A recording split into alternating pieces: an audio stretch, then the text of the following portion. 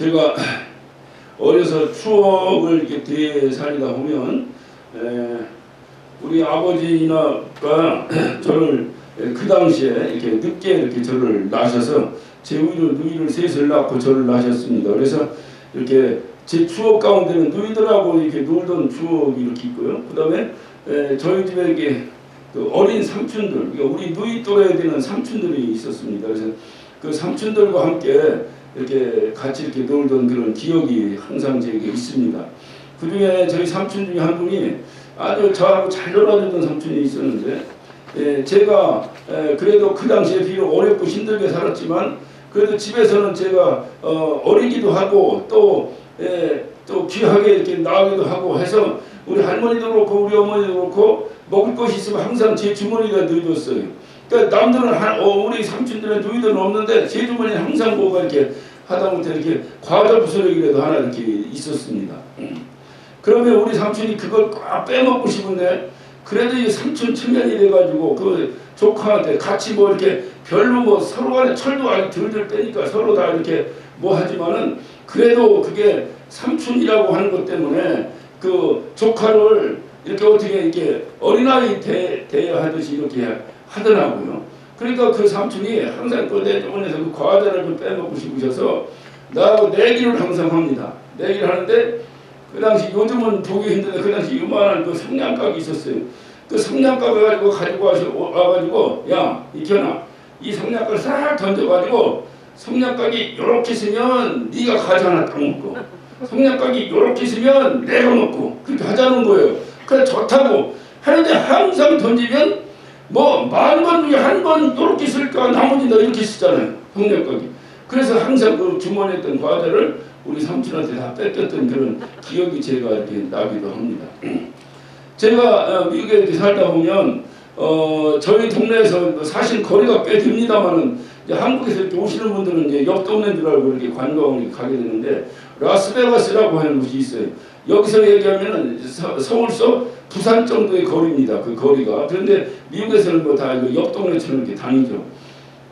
근데 거기를 가면 호텔마다 전부 이렇게 카지노입니다. 전부 카지노인데 이 카지노가 보면은 물론 이게 뭐 이 그런 어떤 뭐 도박이라고 해야 될까? 이거 조금 뭐 그냥 오락이라고 거기서 얘기하던데 그런 것을 즐겨 하시는 분들은 여러 가지 다양한 게임이 있겠지만은 잘 모르는 사람들은 되게 슬롯 머신에 앉아가지고 깨물링을 이렇게 합니다. 거기다 이렇게 어떤 이제 돈을 넣고 그리고 이렇게 탁 눌러가지고 숫자가 맞거나 뭐 그림이 맞거나 하면 몇 대가 더러러 떨어지면 그거 이제 돈 따는 재미로 거기 앉아 있어요. 그런데 그 확률을 10%도 안 됩니다. 이 게임하는 사람이 딸 수 있는 확률은 10%도 안 돼요. 그 머신에서 주는 확률이. 그런데 거기 앉아가지고 돈을 따볼 것이라고 계속 돈을 넣고 앉아있으면 딸 확률이 10%밖에 안 되니까 90%는 잃는 거예요. 그러니까 회사 그 호텔은 90%는 자기가 따고 10%만 주면 되니까 항상 남는 장사를 하는 거죠. 그런데 그 10%의 그 따는 것을 위해서 계속해서 거기다 돈을 넣고 하는 사람이 있다 그 말이에요. 이거는 확률적으로 돈을 딸 수가 없어요. 대개 20%를 한 장을 넣으면은 흔히 이제 위에서 콜이라고 하는데 이제 25센트짜리 동전을 계산을 해서 80개가 이렇게 다라락 뜹니다. 뜨면은 그 80개가 떨어질 때까지 그 슬롯 머신으로 게임을 하는데 오래 하면 5분 해요. 5분 안에 떨어집니다. 그게 다. 그러니까 막 하니까 뭐 하다 보면 100번, 200번 막 일타가 일어난다 그 말이에요. 그 일어나면 괜찮은데 이 도박 근성 있는 사람은 밤새도록 하다가 몇천 불도 있고 뭐 10,000불도 있고 막 이렇게 잃는다 이 말이에요. 근데 그거를 할 때에 보면은 그 80개 중에서 그 떨어지니까 이제 예를 들어 5분에서 10분 정도 간다고 예를 들어 하면 그 5분에서 10분 안에 한 번은 80개보다 많이 이렇게 어떤 따져 있을 때가 있겠죠. 처음부터 따라 잃는 사람도 있겠지만 하다 보면 한 서너 번 잃다고 한 번 더 따고 서너 번 잃다고 따고 하다 보니까 그게 재미가 있다 이 말이에요. 처음부터 딱 잃어버리면 누가 거기 앉아서 하겠어요. 꼬시는 거예요. 꼬시는 거게. 그러니까 만약에 내가 따려고 하면 넣고 하다가 내가 처음에 80개가 기본으로 세개했는데 100개가 됐어. 그러면 그냥 일어나야 돼. 그래야 20개 따는 거예요. 근데 그거 20개 따려고 거기 앉아있겠어요? 그러니까 계속 하다 보면 10분 이상 되면 어떻든 이거예요. 무조건 이렇게 돼 있어요. 그거는 게임 확률상 되질 않아요. 뭐 10,000명 중에 하나가 10만 명 중에 하나가 뭐 잭팟이 터져가지고 뭐 몇 억을 받았는데 그거는 그건 확률이 하늘에서 별 떨어지는 확률이고 그게 그렇게 되질 않아요. 그런데도 사람들이 계속 거기 앉아가지고 밤새도록 그것에 돈을 따볼 것이라고요. 이건 확률적으로 맞지는 않습니다. 여러분 우리 역사에서 배웠어요. 이순신 장군이 배 33척을 가지고 배 12척을 가지고 일본 배하고 명랑해전에서 전투를 할 때 일본 배를 몇 척이죠? 그게 300 몇 척인가 이렇게 약 330 몇 척인데 어떤 그 배하고 전쟁을 해서 12척의 배를 가지고 이순신 장군을 이겼다는 거죠. 그래서 그분은 막 성웅이라고 하기도 하고 이렇게 우리가 올리고 이렇게 영광을 이렇게 돌리고 합니다. 문제는 그것은 이순신 장군이 한 번 이긴 거지. 계속해서 12척을 가지고 300몇 척을 계속 이길 수 있느냐? 그렇지는 않다고 말이에요. 그는 확률적으로 떨어지는 일이에요. 제가 왜 이 말씀을 드리냐면 성공한 사람과 성공하지 못한 사람의 중요한 차이 중에 하나가 오늘 보니까 오늘날부터 막 주식 투자, 투자해가지고 또 열풍 일었다고 하는데 벌써 또 떨어져가지고 또 난리가 난 사람들이 또 있더라고요. 이게 확률적으로 대개 그 성공한 사람과 성공치 못한 사람의 차이 중에 하나가 뭐냐면 이 확률적으로 이 확률이 희박한 곳에 관심을 갖는다고 말이에요. 확률이 희박하면 희박할수록 한 번 되면 많은 돈은 벌겠죠. 확률이 희박하니까. 그러나 잃는 경우가 대부분이다. 잃는 경우가. 그러니까 한국 사람의 근성인데 일확천금 도박 근성이 좀 있어가지고 그래서 그런 것들이 이 어떤 여유자금으로 이렇게 투자를 해야 되는데 집도 그렇고 이게 주식도 그렇고 이런 것이 건전하게 투자를 해야 되는데 한국에서는 이상하게 투자가 한국에 와서 투기로 변해버려요. 투기로. 그러니까 투기를 해버리면 벌써 이때부터는 문제가 생기는 거예요. 그러니까 100명 중에 한 명은 돈을 버는데 99명은 다 잃어버리니 누가 책임질 거예요. 이거는. 그러니까 이렇게 확률이 이 희박한 곳에 관심을 갖고 근데 성공하는 사람은 열심히 노력해서 땀 흘린 대가를 받아가며 살아가요. 이런 성실한 사람들은 절대로 이렇게 어려움을 천재지변이 생겨가지고 문제 있지 않은 이상은 크게 어려움 없이 순탄한 삶을 사는 것을 제가 많이 이렇게 봤습니다. 중요한 것은 오늘 주님께서 말씀하시기를 마귀의 계계를 능히 대적하기 위하여 그랬습니다. 그러니까 마귀의 계계를 대적하기. 그러니까 마귀의 계계가 뭐냐? 12절에 보니까 우리의 씨름은 살과 육에 대한 것이 아니요 정사와 권세와 이 어둠의 세상 주관자와 하늘에 있는 악한 영과의 싸움이라고 그랬어요. 이 싸움이 우리가 하늘에 있는 악한 영과의 싸움에서 이길 확률이 있겠어요? 이거는 사실은 성경적으로 보면 전혀 제로입니다. 그러나 앞에 예를 들은 예화로 얘기하자면 희박한 확률이다. 희박한 확률. 이 희박한 확률을 가지고 우리 능력과 우리 힘으로 이기려고 싸우려고 하다 보면 이것은 미련한 영적 전쟁이 되는 거예요. 오늘 말씀드린 혈과 육에 대한 것이 아니다. 혈과 육이라면 우리가 서로 막 그냥 치고하고 싸우는 이런 것 같으면 한 번 더 해보겠는데 보이지 않는 악한 영들과의 싸움이기 때문에 우리가 싸우는 것은 거의 이건 백전백패할 수밖에 없다. 그래서 오늘 주님께서 우리에게 중요한 말씀을 하셨습니다. 11절입니다. 마귀의 계계를 능히 대적하기 위하여 하늘에 하나님의 전신갑주를 입어라. 전신갑주. 13절에도 그러므로 하나님의 전신갑주를 취하라. 그래서 전신갑주를 입어라. 전신갑주를 입어라. 이 전신갑주라고 하는 것은 이 당시에는 이제 로마 제국이 이 이스라엘 지역을 이제 지배했을 때이기 때문에 이들이 바라봤던 것은 다 로마 군인들의 그 군복을 연상했던 거예요. 그러니까 주님도 사도 바울도 그것을 연상한 거예요. 로마 군인들의 그 모습, 군복을 연상해서 이 어떤 예를 들어서 말씀을 한 것입니다. 그래서 그 전신갑주를 입어야 되는데 그 전신갑주가 뭐냐? 14절부터는 그런즉 진리로 너희 허리띠를 띠고 의의 흉배를 붙이고. 그러니까 군인들을 보니까 이 허리띠를 딱 띠고, 여러분이 그 로마 군인의 군복을 보면 여러분이 아실 것입니다. 딱 띠고 그 다음에 여기 앞에 딱 이렇게 화살이나 이거 맡겨서 흉배를 붙이고, 그 다음에 군화를 신어야 되는데 군화는 복음에 예비된 것으로 신을 신고, 또 모든 것에 믿음의 방패를 가지고, 그리고 구원의 투구를 쓰고 성령의 검을 가져라. 이렇게 6가지의 전신갑주에 대해서 사도 바울이 우리에게 가르침을 주고 있습니다. 그러니까 악한 영들과의 싸움에서는 하나님의 전신갑주를 입어야 되는데, 그 하나님의 전신갑주가 바로 뭐냐? 바로 오늘 여기서 얘기했습니다. 진리로 허리띠를 띠고 평안의 의의 흉배를 붙이고 복음의 신을 신고 믿음의 방패를 가지고 구원의 투구를 쓰고 성령의 검을 가져야 된다. 오늘은 첫째 시간으로 바로 진리로 허리띠를 띠라라고 하는 말씀을 가지고 한번 상고해 보려고 합니다. 진리로 허리띠를 띠라. 그러니까 이 전신갑주의 6가지의 이거를 말씀하시면서 이 6가지 중에 한 가지를 빠지면 마귀의 공격을 이길 수가 없다 그 말이에요. 전쟁에 나가는 사람이 방패를 빼고 나가면 안 되고, 의의 흉배를 붙이지 않으면 안 되고, 뭐 투구를 쓰지 않으면 안 되고 하듯이 이 중에서 한 가지라도 빠지면 어려움이 있다. 마귀와의 싸움, 다시 말해 적군과의 싸움에서 이길 확률이 심각하다 하는 거죠. 오늘날은 인기 스포츠가 아닙니다만 한때 저희가 어렸을 때 헝그리 스포츠라고 해서 복싱이 아주 유명했습니다. 그래서 한국에서는 세계 챔피언들이 많이 나왔었죠. 여러분 복싱할 때 보면 이 옆에서 코치하는 사람은 세칸이라고 하는데, 이 사람들이 코너에서 코치할 때 뭐라고 코치합니까? 그냥 계속 야 어떡하라 왜? 저 상대 선수가 어디가 약하냐? 턱이 약하다. 그리고 계속 올려쳐라. 뭐 여기가 약하다면 바디를 공격해라. 계속 약한 곳을 공격하라고 가르치시지, 약한 쪽이 한 군데가 있으면 그것을 집중력 공격을 당해서 질 수밖에 없다.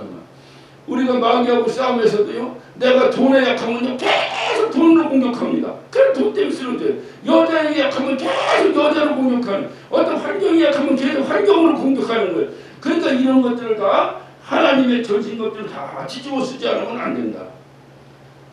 레저 스포츠 가운데서 이 다이빙 하는 사람들이 있습니다. 다이빙에는 2가지가 있어요. 하나는 스킨 다이빙이 있고 하나는 스쿠버 다이빙이 있어요. 스킨 다이빙은 그냥 이렇게 오리발 같은 거 이거 하나 끼고 그냥 뛰어드는 거. 스쿠버는 장비를 싹 끼고, 여러분 아시죠? 검은 그 장비를 입고 산수통을 들러매고 뛰어드는 걸 말해요. 여러분 이 스쿠버 다이버들의 가장 중요한 확인이 뭐냐면, 옷을 입을 때 옷을 혹시 어디 구멍 났나? 만약에 구멍 나면 그 사람 죽습니다. 그거 들어가면. 그러니까 구멍 나지 말아야 돼. 그거를 확인합니다. 그 사람들이.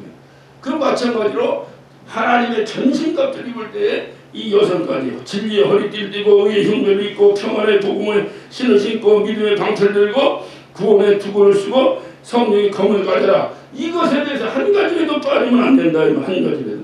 근데 오늘은 첫 번째 시간으로 진리의 허리띠를 띠어라. 진리의 허리띠. 진리로 허리띠를 단단히 고정하라.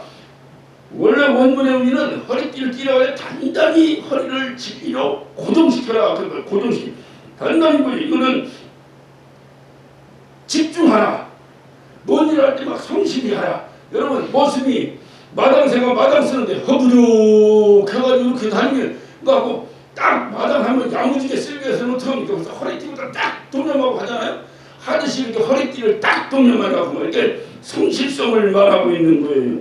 이 당시에 로마 사람들이나 유대인들의 복장을 여러분 잘 알 것입니다.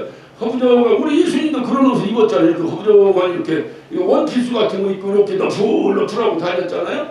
그런데 이들이 전쟁에 딱 나오면 어떻게 하느냐? 딱 이렇게 허리띠를 딱 동여매고 흉배를 붙이고 또 방패를 들고 검을 들고 투구를 쓰고 신발을 군화를 딱 신고 이렇게 하고 싸우듯이, 우리가 악한 영들과 싸움에서는 이 허부적하게 다니면 안 되고 허리띠를 탁 동여매야 된다. 우리가 한복의 문화를 한번 봐도요. 한복이 입으면 허부적, 저는 이제 뭐 한복을 잘 입을 기회가 없어서 안 입어서 익숙질 못합니다만은, 이 한복을 어때 한번 입다 보면 수십 몇 번씩 하면 바지가 다 내려가. 그러니까 이제 바지 지킨다고 정신없다고 귀찮아. 이게 귀찮아. 이 양복처럼 그냥 딱 이렇게 입으면 되는데 귀찮아. 근데 이 한복을 입고 여러분 저런 거에 가만히 한번 생각해 보는 거예요. 임진왜란 때 왜 우리가 일본 사람들한테 그렇게 졌는가? 전쟁할 때마다 졌는가? 물론 뭐 여러 가지 뭐 전술적인 문제도 있고 뭐 유비무환으로 준비하지 못한 것도 있고 뭐 여러 가지 있죠. 역사적인 여러 가지 어떤 뭐 당파 싸움을 했다든가 정치인들이 잘못해갖고 뭐 여러 가지 원인이 있는데 제가 오늘 이 말씀을 빗대서 한번 가만히 생각해봤다 그 말이에요. 생각할 때 벌써 일본 사람하고 이 한국 사람하고 복장이 달라. 복장이. 그 싸우려고 할 때 군중들이 한국 핫바지가 후 있고 우 하고 돌아다니는 거 하고 일본 사람들이 딱 훈도시를 확 차고 그냥 팍 돌려내고 대표드는 사람하고 누가 이기겠어요? 이게 벌써 복장부터 다르구나 하는 생각을 제가 한번 해봤습니다. 여자들도 뭐 예전에 우리 어머니들 보면은 주로 한복을 입고 살았잖아요. 그래 무슨 잔칫날에 가서 일을 하실 때나 뭐 이렇게 하실 때 보면 어떻게 보면 한복 입고 그냥 안 해요. 한복 입었는데 갑자기 우리 아버지 넥타이를 갖다가 허리를 확 동여매고 그리고 일을 하신다 이 말이. 그러니까 이제 허리를 확 동여매는 거예요. 동여매. 이것을 오늘 사도 바울은 그 허리띠를 뭐로 허리띠에 삼으라고 했어요? 진리로 허리띠를 삼아야 된다. 내가 진리로 허리띠를 삼아야 된다. 올림픽 할 때 보면 역도 선수들이 그 무거운 거 우리는 감히 뭐 이거 움직이지도 못하게 하는 그 무거운 역기를 갖다가 그거를 번쩍 들어 올립니다. 그거 대단하죠. 그 사람들 보면. 그런데 그 사람들 복장을 한번 보세요. 허리에 뭘 띄었습니까? 이따만 두툼한 가죽띠를 확 덜티를 둘러매고 팍 동여내고 확 들지 않습니까? 이거예요. 이게. 그래 이 복장이 참 중요합니다. 제가 이제 이제까지 쭉 사역을 하면 특히 미국에서도 이렇게 제가 사역을 하면서 보면은 이렇게 이제 어린 아이들이 있어요. 청소년 아이들이. 누구나 할 것 없어. 누구나 할 거 없어. 이런들 어떻게 바지를 입었는데 벨트를 안 해. 안 하고 이게 바지가 허리가 어딘지 허리가 여기 똥을 싸서 입고 다니는 거지. 뭐지 대충 입고 그러니 이놈들이 걸음걸이가 단단하게 탁탁탁탁탁 사관생도처럼 걸어지겠습니까? 무슨 힙합이라나 뭐라나 해가지고 뭐 바지를 왜 그래서 내가 교회 나오는 청소년 학생을 야 너 이리 와봐. 인마 너만 빤스 입고 다니냐 인마? 왜 그걸 다 조용하면서 다른 남자만 입고 다닌다. 여러분 생각해 그렇다고 해서 그거 하니까 뭐 공부는 못하겠어요. 생활은 못하겠어요. 그건 모르지만은 우리가 눈으로 볼 때 그렇게 옷 입고 다니는 애들이 제정신같이 이렇게 영역 하나도 안 되고 아이고 저는 훌륭하다 이렇게 칭찬이 가겠어요? 뭔가가 이놈이 정신 까지는 것 같고 말이야. 그래서 보니까 나 정말 이게 우리 애들 흉보는 것 같아. 그런데 어느 집 가나 다 그렇다고 그러더만 자다가 일어나면 딱 침대부터 이렇게 정리하고 나와야 되는 거 아니에요? 뭔가 이렇게 정리를 옷을 입었다 벗었으면 거기다 다 해놨는데 애들 방에 들어가면 방 입구서부터 시작해서 양말, 반스 쭉 벗어놓고 그냥 끝이야. 돼지우리가 이게 도대체 이렇게 살아 어떻게 사냐. 항상 치워주다 이 볼일이 다 끝난다 이 말이야. 애들이. 왜 애들 복장 자세가 그냥. 근데 내가 항상 우리 아들 보고는 항상 머리를 짧게 깎고 항상 짧게 깎고 그리고 항상 옷을 단정하게 입어라. 단정하게. 그리고 항상 그 타이거 우즈에 대해서 제가 항상 얘기를 합니다. 타이거 우즈를 여러분 잘 타이거 우즈는요. 골프 칠 때 골프 그 옷 여기 마지막 이거 단추 끝까지 이거 다 잠그는 사람 없어요. 티셔츠 입고 끝까지 안 잠그죠 단추. 근데 그 사람 항상 끝까지 꽉 잠그고 골프 칩니다. 그러니까 이게 벌써 정신 자세가 복장을 딱 사관생도들 봐라 얼마나 복장을 깔끔하게 하고 다니냐. 그러니까 정신이 바르다. 정신이 옷을 헤빌레이 하고 있고 어디가 허리인지 어디가 배꼽인지가 다 내놓고 돌아 이렇게 해가지고서야 도대체 제정신으로 되겠냐 하면은 이게 이제 세대 차이니 뭐니 해서 뭐라고 해요.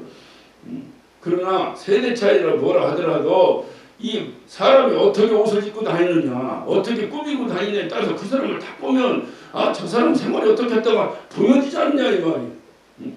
그래서 이게 참 이게 복식이라는 것이 참 중요한데 그래 오늘 주님께서는 마귀하고 싸우는 가장 중요한 게 뭐냐? 진리로 허리띠를 탁 동여매야 된다는 거. 동여매야. 아주 정신을 집중해서 해야 된다 이 말. 집중해서. 진리로. 그것이 바로 그래서 우리가 베드로전서를 한번 뒤로 베드로전서 1장을 한번 봅니다. 베드로전서 1장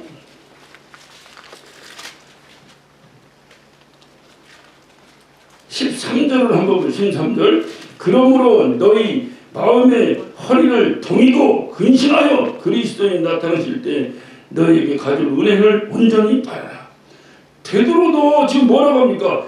긴장하고 근신해서 주님 오실 때를 기다려라. 이렇게 이 말인데 이 말을 할 때 뭐 마음의 허리를 동이라 그래. 동이라. 허리를 동이라는 게 무슨 뜻입니까? 긴장하고 정신 집중하고 그렇게 해야 된다. 그렇게 해야 된다.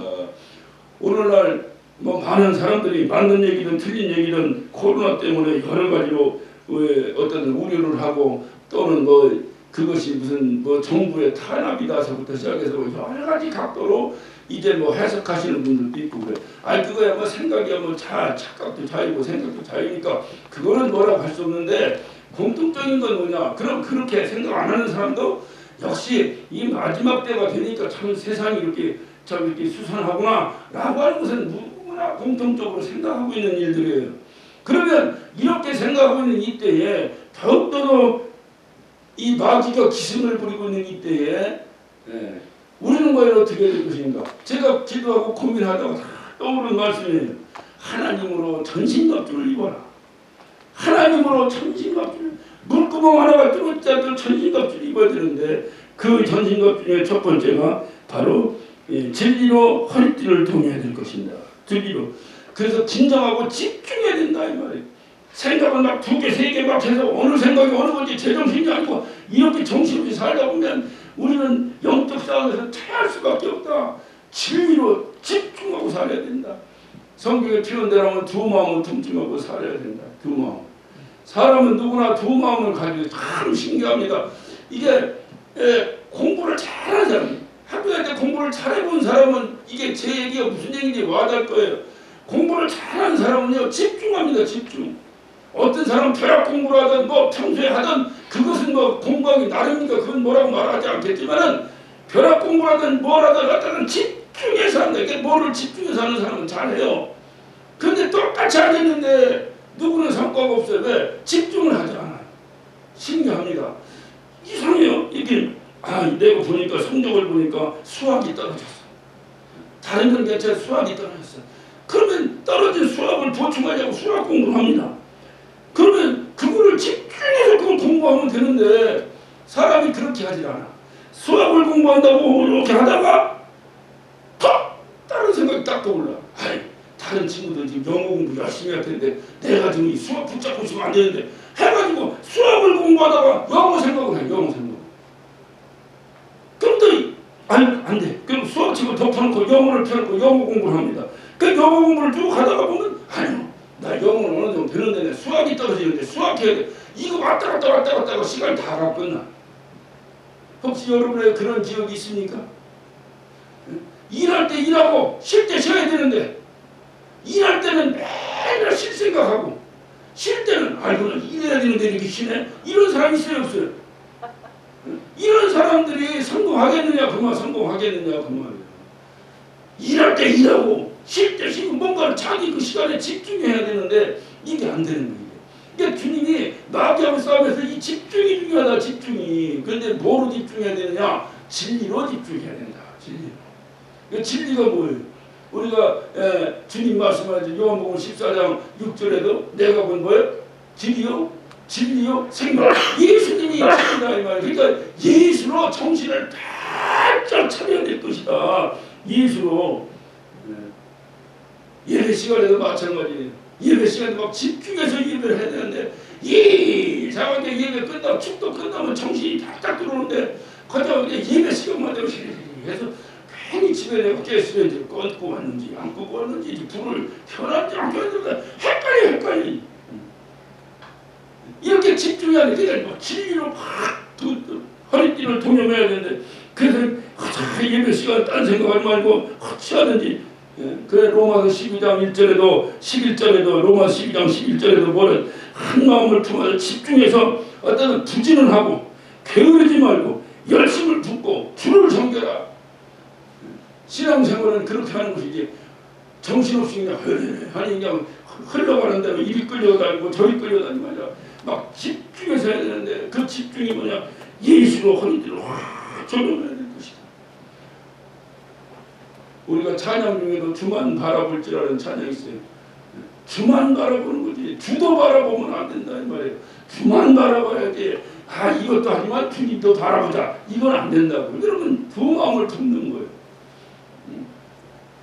창세기 32장에 야복강가에서 야곱이 섰습니다. 그런데 야곱은 평생 생각이 자기 의지를 자기 생각을 내려놓지 않은 거예요. 그렇게 주님으로부터 수많은 어떤 경험과 체험과 도움과 질책과 그래가지고 험난한 생활 속에서 하나님 없으면 안 된다는 걸 뻔히 경험하고 살았음에도 불구하고 여전히 두 마음 품고 두 마음 품고 두 마음 품고 마지막에 야복강을 건너면 자기의 고향에 도착합니다. 드디어 그토록 이제 어떤 그리던 가족들을 만나게 됩니다. 그때 자기 형이 군사를 이끌고 자기를 잡아온다는 소식을 들었어요. 그러나 마나 주님께서 약속하셨잖아요. 내가 너를 네 고향으로 잘 돌려보내줄 것이라고 약속했잖아요. 그 약속을 아멘하고 믿었으면 가야 되는데 그 형이 온다는 거에 또 두려움이 마음이 있어. 두려움이 마음. 그래서 그 두려운 마음 때문에 꾀를 부리는데 종들을 먼저 보내고 그 다음에 또 이제 어떤 마누라들을 보내고 그래서 뭐 이렇게 왜냐면 그렇게 보내놓고 다 그것도 꾀를 부리는 거예요. 먼저 가서 누가 죽어버리면 이제 도망가려고 했는지 어쩌는지 다 하고 그러고 혼자 남아버리니까 이걸 어떻게 해야 되나 이제는 하고 있을 때에 천사가 나타나서 그를 붙잡고 씨름합니다. 그때 우리가 큰 생각 얼마나 고집스럽게 자기 의지를 꺾지 않았으면 에이 하고 그냥 내려쳤는데 환덕도가 부러졌겠어요. 여러분 이걸 잘 기억하셔야 돼요. 그러니까 그래서 평생을 절뚝절뚝하고 살았다는 그가 다른 사람이 태어날 때부터 어떻든 핸디캡을 가지고 태어나서 절거나 아니면 또 어떤 사고로 어떤 절개됐거나 이런 사람하고 야곱이 저런 거 같아요. 야곱은 걸을 때마다 뭔 생각을 하겠어요. 그래 제가 지난 수요일에도 한번 말씀을 드렸어요. 하나님이 참 묘하시다. 평생 내가 두 마음을 품은 것을 잊지 말고 살으라고 한대뼈를 꺾으셔서 그가 짤떡짤떡할 때마다 아이고 내가 두 마음 품다가 두드려 맞았네. 두 마음 품다가 두드려 맞았네. 이 생각을 하고 살도록 평생을 살도록 그 이후에 야곱이 정신 차리고 그리고 12지파의 조상이 되잖아요. 그러니까 이게 두 마음을 품어버리면 이게 헷갈려가지고 안 된다는 거예요. 오죽하면 안 되겠고 야곱을 통해서 하나님의 일을 이루어야 되겠고 이게 하나님이 딱 뜻을 정하시고 내가 저를 통해서 뭔 일을 하겠다 하면 이건 제 경험과 성경의 가르침에 성경에 끊임없는 가르침이고 제가 힘들고 어려울 때마다 그래도 이것도 붙잡고 살았던 이 성경의 가르침에 하나님이 저를 붙잡았다 하면 아무리 도망가려고도 도망갈 재주가 없습니다. 반드시 그래서 제가 어디 집회 가서도 그런 얘기 하지만은 제 자신도 우리 흔히 어려서 얘기할 때 야 알아서 기라 소리 많이 했죠. 그래서 내가 하나님 앞에서는 알아서 겨야지 하나님이 나를 잡았다라고 하는 것만 분명하다면 아무리 내가 도망가려고 하는데 또 끌려오는 거예요. 야곱 보세요. 하나님 그를 통해서 12지파를 세우려고 작정하셨어요. 아무리 야곱이 사기꾼이고 아무리 야곱이 두 마음을 품었더라도 한도뼈를 꺾어서라도 그를 세우지 않습니다. 그래서 정말 아주 정말 무지하게 하나님부터 두드려 맞고 쓸 바에는 처음부터 알아서 순종자라고 안 두드려 맞고 쓰는 것이 훨씬 훌륭하지 않냐 하는 생각을 하면서 제가 설교 때마다 그런 말씀을 좀 드렸습니다만 어떻든 이게 하나님께서 한번 잡으면 하나님께 그리고 집중해서 뭔가를 집중해서 생각하고 누가 뭐라 했다고 할까? 누가 뭐라 했다. 아, 참.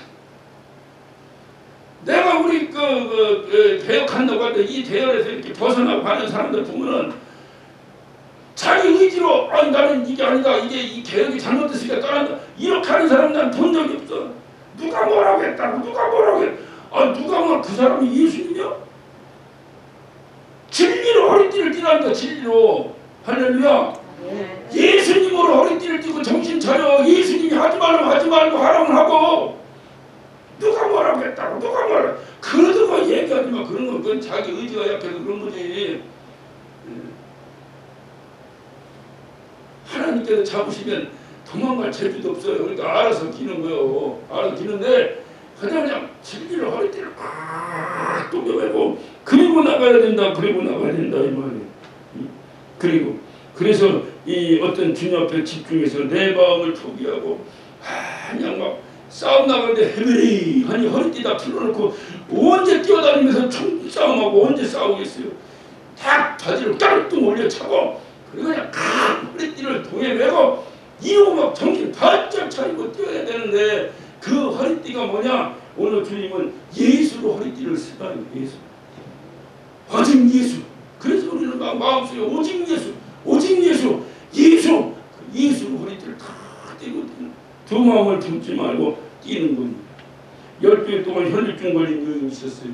이 12일 동안 혈류증 걸린 여인이 그는 그 전에 혈류증 12년 동안 혈류증 걸려서 사는 동안에 수많은 사람들로부터 어디 용한 곳이 있다, 어디 좋은 약이 있다, 어디 뭐 있다 수도 없이 들은 거예요. 수도 없이. 그때 예수 얘기는 안 들었겠어요? 예수 얘기도 들었어요 그때. 근데 예수 얘기를 들었는데도 예수 얘기는 귀에 들어오지 않아. 그리고 어디 용한 의사가 있다 걸리고 어디 좋은 약이 있다 걸리고 하다가 결국은 있던 것도 다 소비하고 나서 더 이상 두 마음을 품을 수가 없어. 왜? 한쪽에 내가 의지했던 돈이 다 떨어져 버리니까 이제는 너 주님 밖에서 아이 주님이 죽이시면 죽고 주님이 살리시면 살고. 웃기는 얘기를 제가 여러분한테 물어볼게요. 우리 주님이 감기를 더 잘 고치시겠어요? 암을 더 잘 고치시겠어요? 똑같아요. 예? 근데 신기한 것이 감기 걸렸는데 주님이 고쳐줬던 간증은 사실 거의 들어본 적이 없어. 암 걸렸더니 주님이 고쳐줬다는 얘기를 심심찮게 듣는데 그 이유가 뭐냐? 사람 마음이 그래. 암했다고 병원에서도 당신 안 됩니다 하면 그때부터 주님 앞에 매달려. 그 밖에서 주님이 살려주면 살고 죽이면 죽고 뭐 어쩔 수 없지. 그때부터 우리가 무엇을 하더라도 처음부터 그렇게 생각했더라면 참 좋았을 텐데 처음에는 예수님 다 잊어먹고 살다가 막판에 되니까 그렇게 생각을 해. 오늘 이 혈류증 걸린 여인도 자기가 하려고 했던 자기의 능력과 재주가 다 떨어지니까 더 이상 할 수 없으니까 이제 예수의 소리가 귀에 들리기 시작하고 그 환경적으로 혈류증 걸린 여인이 누구랑 터치하면 안 되는데도 불구하고 자기가 살겠다고 가서 예수님 옷자락에도 잡으려고 하는 그 몸부림, 그 집중력, 그것이 그 혈류증에 걸린 여인을 고친 줄로 믿으시기 바랍니다. 바로 이것이 주님이 오늘 우리에게 마귀와의 싸움은 집중해야 된다. 정신을 집중해야 된다. 그 정신을 집중하는 자세가 뭐냐? 허리띠를 질끈 녹여야 된다. 헤브레이 하니라는 거 아닌가? 그리고 허리띠를 질끈 하는데 그 허리띠가 뭐냐? 그건 악어 가죽도 아니고 소 가죽도 아니고 오직 예수라고 하는 그 예수로 허리띠를 만들어서 동여매고 가야 될 것이다 하는 겁니다. 제가 어느 교회 집회를 가는데 그 교회 주보에 이런 글이 써 있어요. 여호와가 나의 목자시면 더 이상 없습니다. 처음에는 이 사람이 이걸 성경 말씀을 미스프린트를 했나? 성경에는 여호와가 나의 목자시면 내게 부족함이 없으리로다 이건데 여호와가 나의 목자시면 더 이상 없습니다 이렇게 써놨어. 그게 잘못 쓴 건가 봐. 본 곳으로 그 말씀에 신앙 고백의 그 어떤 의미가 얼마나 오묘한지. 주님이 나의 목자가 되시면 나는 더 이상 없습니다. 이것이 집중하는 거 집중하는 거. 저와 여러분이 이런 마음으로 이 마지막 세대 누가 뭐라고 해도 이 코로나 시대를 우리가 당하면서 야 이게 이 코로나 이것이 마지막이 아니라 하더라도 분명한 것은 마지막 때 현상을 경험하는 거예요. 여러분 마지막 때가 되면 예배 자유롭게 드릴 수 있겠어요 없겠어요? 네? 분명한 것은 마지막 주님 오실 때 다 되면 분명히 예배 드리는 것도 방해받지 않겠어요? 그거 이거 전초전 훈련시킨다고 난 생각해. 이것이 마지막인지 아닌지 난 그건 모르겠는데 어쨌든 분명한 것은 마지막 때 예배 드리는 건 쉽지 않아. 그때 우리가 어떻게 할 것인가. 지금 막 비대면으로 예배 드린다니까 좋아하는 사람이 있는 반면에 안타까워가지고 이거 빨리 우리가 대면 예배를 해야 되는데 하는 사람이 있는 반면에 여러분 대면하면은 하나님이 받으시고 비대면하면 하나님이 안 받으십니까? 이런 원초적인 생각을 가지고 비대면이 어떠니 이렇게 얘기하는 사람 많아요. 난 그렇게 얘기하는 사람 치고 제대로 예배하는 사람이 과연 몇이나 있을까? 전혀 없다고는 제가 말할 수 없지만 집에서 여러분 혼자 드리는데 이렇게 교회 나와서 예배하는 것처럼 이렇게 집중해서 예배가 됩니까? 그러니까 하나님께서 이게 훈련시키는 것 같아요. 그래서 어쨌든 마지막 때는 모이기를 심수라 심수라는데 내가 섬전인데 뭐 아무 데서 예배하면 되지 있다고 소리하는 사람들 그거 다 다른 소리 같은데 바르질 않아요. 치는 이론은 맞는데 실질적으로 안 맞는 게 이 세상에 얼마나 많습니까? 왜 우리가 주님께서 왜 우리에게 이렇게 다시 말 모임을 만들어 주셨는가? 뭐 혼자 다 할 수 있을 것 같은 모임이 뭐 필요해? 안 되니까 모이라고 하고 안 되니까 뭐 하는 거고 그랬더니 뭐 헌금 거들라고 뭐라 차오지간은 그 교회 다니는 사람들이 그렇게 얘기하니까 안 다니는 사람들이 얘기하면은 그 모르니까 한다고 하지만 저는 정부의 시책을 다 존중하고 당연히 그렇게 해야 된다고 생각해요. 왜 교인도 국민인데 나라의 사람은 해야지 뭐 뼈들어갈 수가 있겠어요. 그러나 중요한 것은 나는 정부 그 하는 것을 거역하자는 얘기가 아니라 정치하는 사람들이 생각을 하나만 더 했으면 좋겠어요.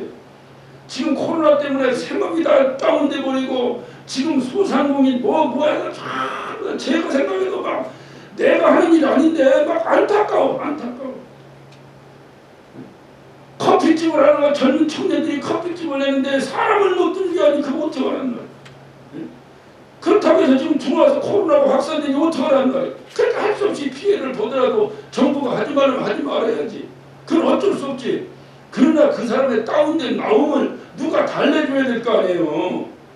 그게 뭐 10만 원씩 준다. 10만 원 받아가 그 사람 그게 달래지겠어? 나를 좀 국회로 보내줘. 나를 좀 대통령 시켜봐. 내가 만약에 대통령이라면 난 그렇게 정책 안 합니다. 어떻게 하느냐? 모이지 마세요. 모이면 안 됩니다. 다 모이지 마. 그러나 한 가지 문은 열어놔야 돼. 그게 뭐냐? 종교시설은 열어놔야 돼. 난 교회만 얘기하는 게 아니야. 난 목사님 때문에 교회만 얘기하지만 일반적으로 마음의 우연을 얻는 게 절에 다니는 사람은 어디 가요 우연을 얻어? 절에 가요 우연을 얻고 교회 다니는 사람은 어디 가요 교회 우연을 얻어? 교회 힘들고 어려운데 교회에도 나오다 주여 어찌하오리까 통곡을 하고 기도하게 만들어야지. 그래야 그들이 다운됐던 그들이 일어나서 하다못해 조그만 용기라도 가지고 뭔 일을 하지. 교회도 못 가게 하고 가게문도 못 열게 하고 그러고서 몇 점 풀어서 국민이 몇 명인데 몇 점 풀어갖고 주문으로 몇 푼씩 준다고 그거 줘가지고 그래 여러분 생계 얼마큼 도움이 됩니까? 나는 받아보지 못해서 몰라. 여러분은 받아봤잖아.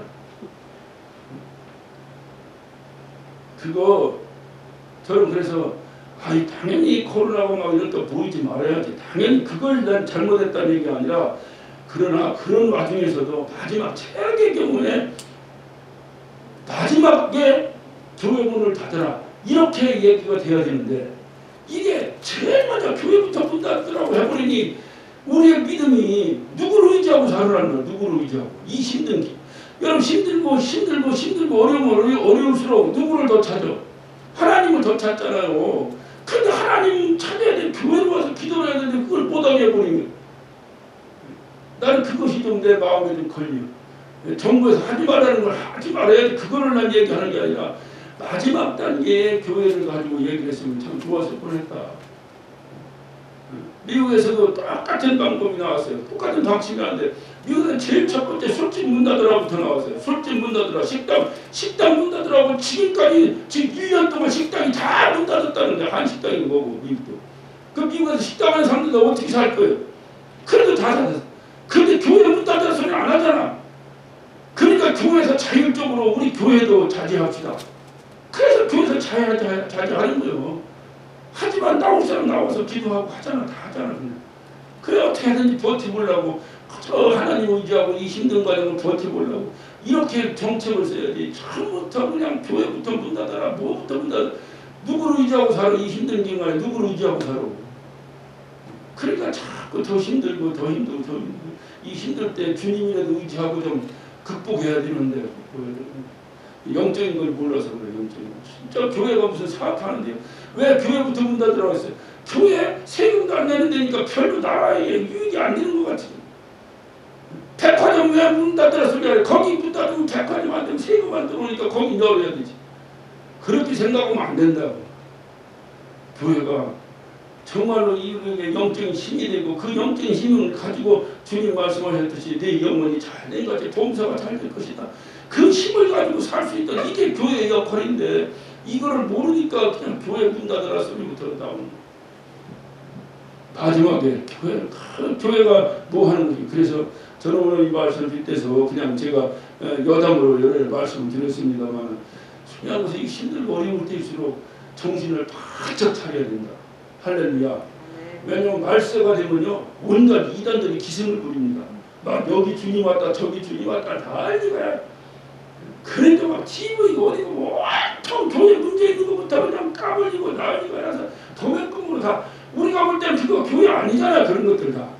그런데도 다 일반인들은 다 교회라고 생각하고 다 그냥 문제 있다고 뭐했다고 난리를 치고 그래도 자꾸 교회를 그냥 세상에 조롱거리로 만들어 버리고 물론 우리가 잘못한 것도 있지만 그렇게 해버리니까 이게 어디서 힘을 이게 성도들이 어디서 힘을 차리고 이거 용기를 얻었고 뭘 해야 되는데 이렇게 힘들수록 예수 위에 무엇가 있겠습니까? 그래 오늘 주님께서도 진리로 이게 다 마귀의 계계에서 우리가 이길 수 있는 길은 진리로 허리띠를 동여매고 싸워야 될 것이다. 믿음이라는 것은 예수님의 능력을 바라보면서 주님 없이는 안 됩니다. 주님이 도와주셔야 됩니다. 라고 고백하고 주님께 집중하는 것이 우리의 믿음입니다. 이것을 오늘 말씀을 대로 한다면 진리로 허리띠를 동여매는 것입니다. 진리로 허리띠를 단단히 동여매고 마귀의 계계를 물리치고 승리하는 저와 여러분 되시기를 예수 이름으로 축원합니다. 기도하십시다.